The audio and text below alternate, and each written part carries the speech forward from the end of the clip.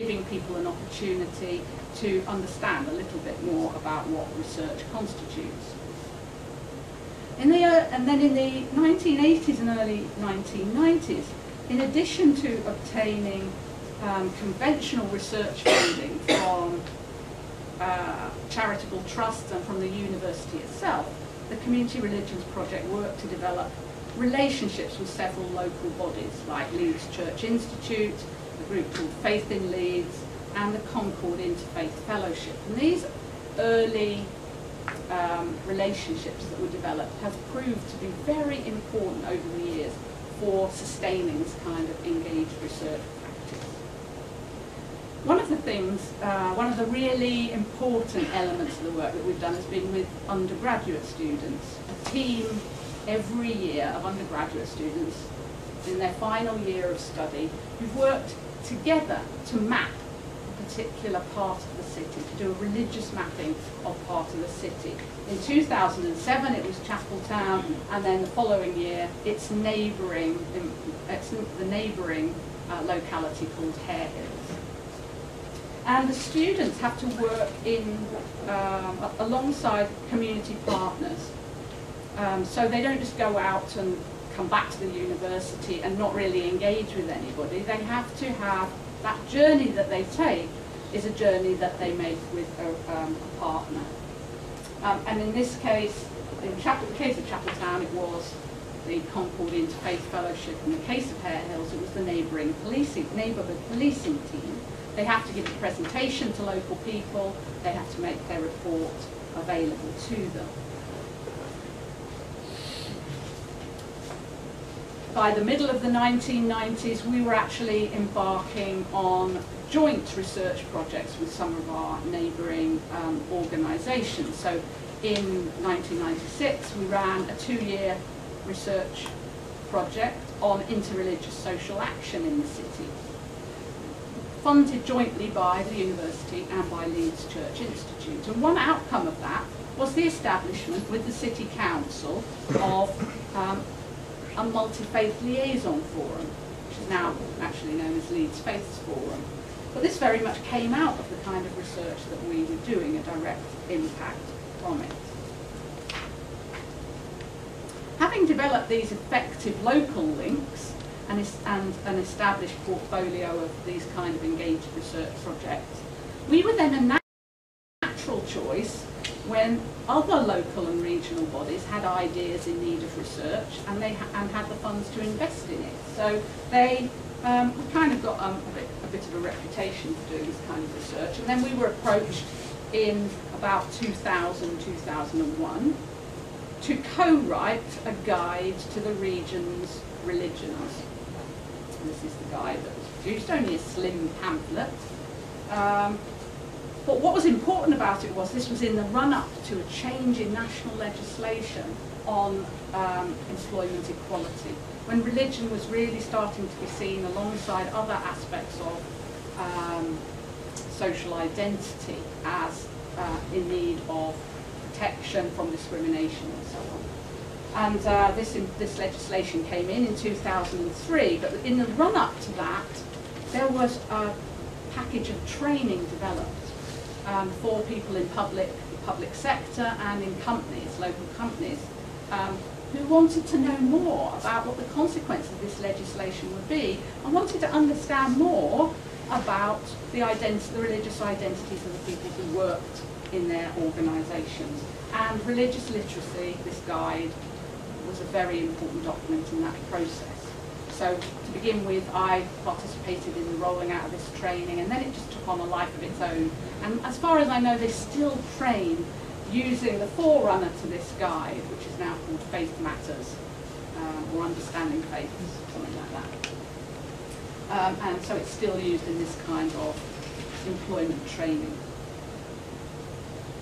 These partners, particularly the Yorkshire and Humber Assembly, that was a local regional assembly. What's interesting is that, you know what it's like, as time passes, whole levels of public organisation can change, and the regional level has now disappeared completely. But at this point in time, it was very important. And at that stage, the Yorkshire and Humber Assembly commissioned us to do a study about the feasibility of setting up a regional faiths forum. Why did they want that? Because they had this local assembly, and they wanted to ensure that religious people have representation in it. Thanks a lot. And as a result of our recommendations, a forum was established. It's more complex than that. I skate over some of the tensions, but it was established in 2005. So quickly moving on, because I've only got a few more minutes. But what happened really as a result of this was that we started then to be asked more and more to engage in research with local partners to deliver work at a national level.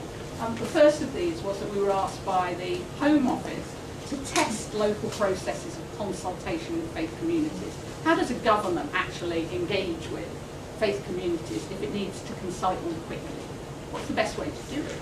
So we tested out various processes of consultation, and our work was published in one of their government documents. If you want to find this now, you won't be able to find it. It's like a lot of government documents. It had its day, and its day is no more. But the other value of this project was that when you actually test processes of consultation, you have to test about something. You can't ask people about nothing. So the case study we used was about the rehabilitation of ex-offenders and the kind of role that faith-based organisations could play in that. And as a result of that work, we contributed to the establishment of the West Yorkshire Community Chaplaincy Forum, which now helps ex-offenders to, on leaving local prisons. So it was quite useful. Second piece of research, once you start working with the Home Office, they think they're onto a good thing, and for a small amount of money they can get you to do a big piece of work. And they asked us to do a review of the arts and humanities literature on terrorism. They already knew a lot about the social psychological literature, political studies literature, some of the other stuff, but they didn't know whether arts and humanities scholars, particularly people working on law and religion, political science, had really got anything to say about these issues. So we did this review for them. We presented the research in March 2007, and the researcher, one of my students, has since co-produced a public information website on radicalisation, which is soon to be launched, if it hasn't been already. And then the last case is just one about community policing. So if you think back to the student project, the teamwork project, the religious mapping of Leeds, we were first really introduced to our local police service at that point. Not least of all because one of my colleagues is a special constable in his spare time. But we worked with them, our students went out with the police, and we had a very close working relationship with them on this religious mapping of Hare Hills, a neighbouring locality to Chapeltown. We then hosted a Fulbright scholar from LAPD, Los Angeles Police Department, and he was working on policing Muslim communities in Los Angeles, and the young people in Leeds and Bradford thought it was absolutely fantastic that this police guy turned up from LAPD. It was very exciting news in the local area. But then that led to some work with some other researchers in Cambridge and London Metropolitan Police, looking at issues around policing with and for people and communities of faith. So that work's really started to be quite productive. So just a few examples. Now, my conclusion. Where is it?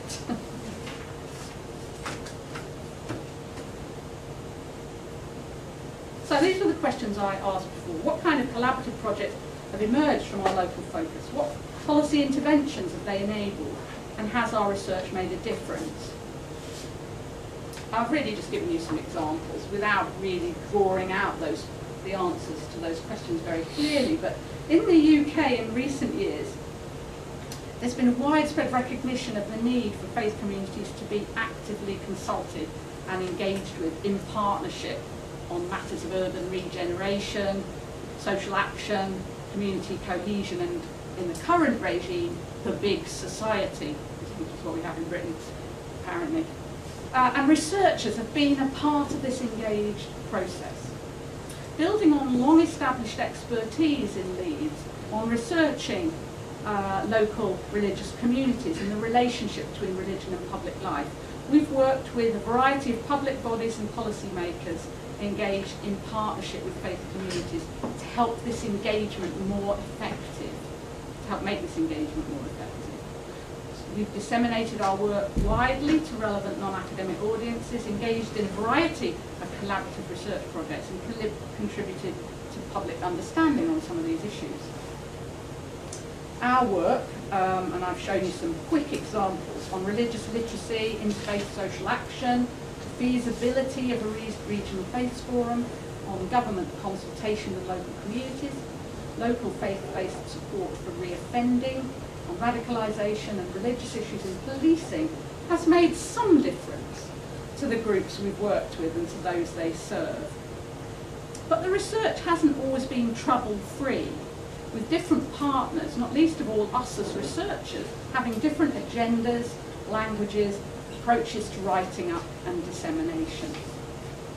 Even though we've contributed recommendations to policymakers, it hasn't always been clear whether they have taken them up or to what extent our work has been read or taken on board, although we have had a few notable successes. So, you know, the kind of, once you see something is formed on the basis of real recommendation, or that your work's being used in training, then you can see that it's having some impact. But when you work with the Home Office and you write a report for them on terrorism, it goes very quiet after that, and you haven't a clue whether anybody's read it. As you can imagine, the often small-scale and short-lived projects mentioned here are only the tip of the research iceberg, with more in-depth but related academic research, writing, publications, all going on in tandem, whether on research methods, on religion in public life, religion, ethnicity and diasporic communities, the relationship of the religious and the secular, on religion, conflict and terrorism, or on interfaith encounter. So on all of these issues, there are people, you know, getting on with their normal research lives, writing their books and their articles, whilst also occasionally participating in these kind of initiatives. In the UK, our research funders already, let's just have that on the screen for the last moment. Our research funders already require us to engage our research in the widest possible ways and to plan our impact in advance and then report on it post-project.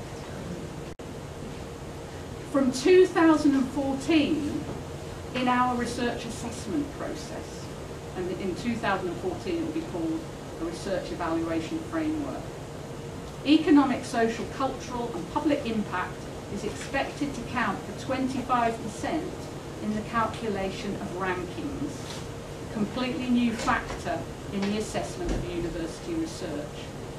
So that's the way in which our research will be assessed. 25%, a quarter, will go on the impact that our research has. So it's going to have massive consequences for the way in which funding is distributed for university research in the UK. These are the formal drivers for UK researchers contemplating the issues that I've talked about. In Leeds, though, at least among religion researchers, the opportunities to engage with non-academic partners and to have an impact on local, regional and national practices, debates and policies, even international where we can, is not a knee-jerk reaction to competition for research ranking and funding. It's a consequence of focusing deeply on religion in our own locality and combining forces with others to research significant local questions. Starting small has led to the opening up of bigger issues and opportunities to contribute to wider debates, and to the development of a spatial methodology for analysing the location of religion in secular places and organisations. It has helped us to appreciate the value not only of small places to large issues, that ethos, but of researching with others and not only on others. Thank you.